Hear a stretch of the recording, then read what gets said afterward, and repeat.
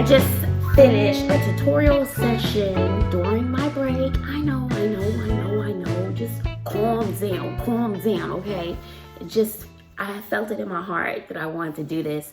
So I invited maybe like 180, 90 students to see if they wanted to attend this impromptu tutorial on how to analyze the state standardized test, informational text, and how to analyze the questions that go with just one passage.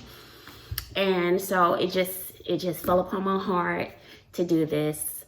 And out of all of my invites, 11 people showed up. You know, people are busy, people are traveling. Who wants to do schoolwork? That's their break, so it is what it is.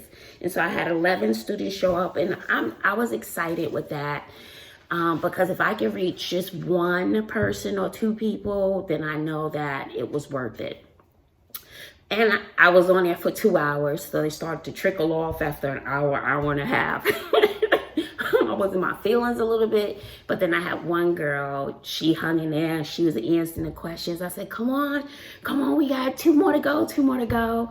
And she said it was very, very helpful. You know, I guess it was that we got a chance to do that one-on-one, how to analyze the questions and so on and so forth. So it was really good.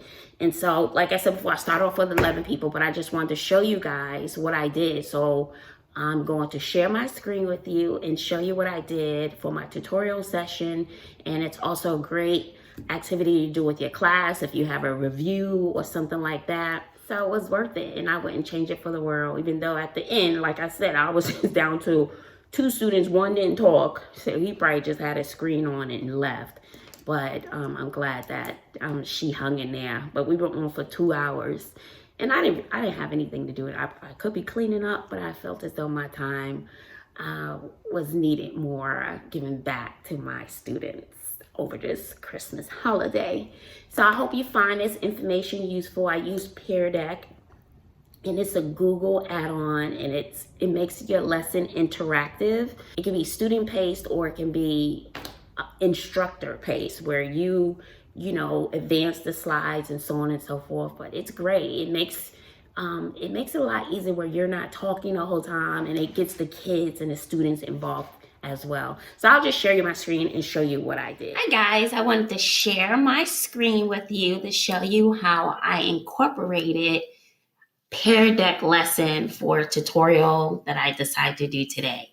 So this is my title page, and this is Google Slides, and this is their typical background that I use. I just wanted you to see how that looked. But if you go into, I'm not sure if this is a paid thing, I don't know. But if you go into add-ons on your Google Slides, I created all my slides. If you go into add-ons, there are ways to add on different things in Google. But these are my slides. What I did, these are all set up. So my tutorial was on informational text. And how I start out, I let the kids know what we're going to be doing. Informational text, and then I have thought bubbles of me thinking and talking. Informational text, I wonder what that is and how do I recognize it? Can you help me figure this out? Do you know? And so with that, this is set up for it to be interactive. So that's why you have this little Pear Deck, this little pear down here. I'm going to be using Pear Deck today. And this has already been set up. So you have this down here. And the response for this one is for them to type their response. And I'll show you how that works. But I used a state standardized test. So we went over informational text and why it was important to annotate, because a lot of kids don't like to annotate. So, and then what I did, I got a PDF copy of the state standardized tests. You know, you can go through past tests. So I just took one article, and on Google Docs, I uploaded it to Google Docs and opened it, and then it turned it into an editable document. And I just copy and paste. So what I did, I broke down the passage by paragraph, and I copied and paste, copied and paste, copied and paste. So everything, each paragraph is pasted into this document. And so this was a screen capture. It didn't cover the pictures. So on each slide here, the student is to annotate. So I want them to annotate each paragraph and take their time and think it through. And then I put in each question from the test. And so this is set up as multiple choice, as you can see this down here. So the way I did that and made it an interactive document is I went to add-ons, and it's Pear Deck for Google Slides add-on. And then it says open Pear Deck add-on. Right? So it's opening. And then over here, I don't know if I can move this box. Oh, great. So then I can move my box. So what I did for this question, now I'm on this slide right here. Let me go to this slide. So that was my first question, right? And then this is a picture because it was hard. It was too much editing that had to be done when we transferred this over. So we just did pictures just for the question choices. So it's a picture, right? So now that Pear Deck is open, you click on choice for multiple choice. And I wasn't typing in anything. And I just put answer choice A, B, C, or D. I just typed in A, B, C, or D to match the answer choices and update slide. And then this, it'll update the slide, right? And then I did that for all of these, but for this one right here, F, G, H, and J, answer choice, I changed the answer choices to F. You have to type something in there. I just stuck with the letters, okay? And for the questions, for them to annotate, I typed in, once I was on the slide, I clicked on text. And I will let you see. I'm not sure if I can let you see what it looks like on a student side. I will have to log in so you can see what it looks like on a student side. And then when you're done with all of that, and you're setting up everything, so I just had my questions. Once they annotated, we did it together, and I could see their responses. Then you click here. So once you got everything set up, so the only thing I use is the text feature for them to type in their annotation, and I could see everybody's stuff, and the multiple choice. And so and then you can also set this up as a draggable. So if I wanted them to drag the dot over to the right answer, so here's the dot, because I clicked on draggable, I can resize the dot, make it big, small, so I can resize the dot. And then on the student side, when it gets to this slide, they will have to drag the dot to the right answer choice.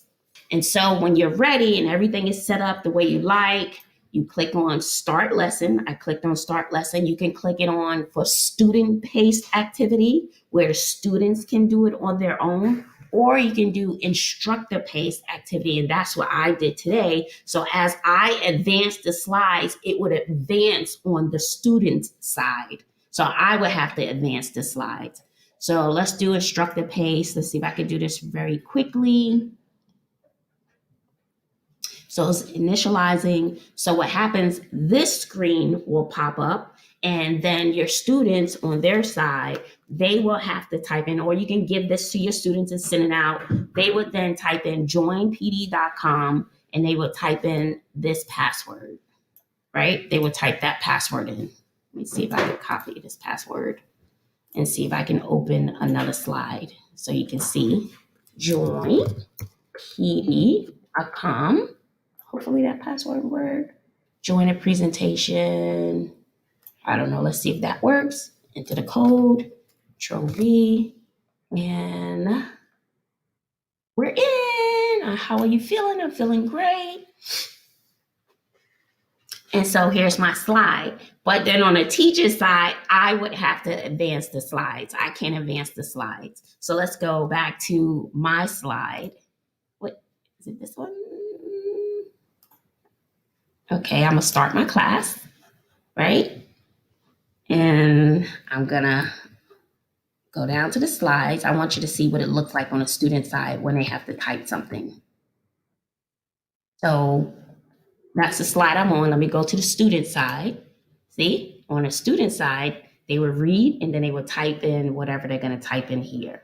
And then as I go to my slide and advance to the next slide, they still have to type because I set it up. And let me show you what a question looks like. So this would be, I advance the slides, and then this is what it looked like on the student side. So it's the same slide because I advanced the slide. So with this one, let's say it's question A, right?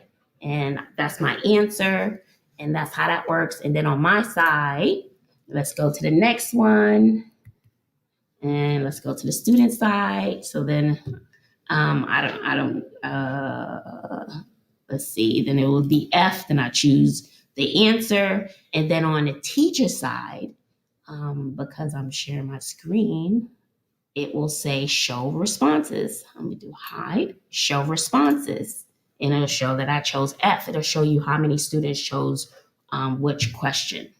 And that's how it works. And so you can see your response. You have to hover over it to show. And then when I'm done, I click hide responses. And it makes the lesson interactive for your students. Well, sorry about the interruption. I hope you enjoyed that brief tutorial of how to use Pear Deck.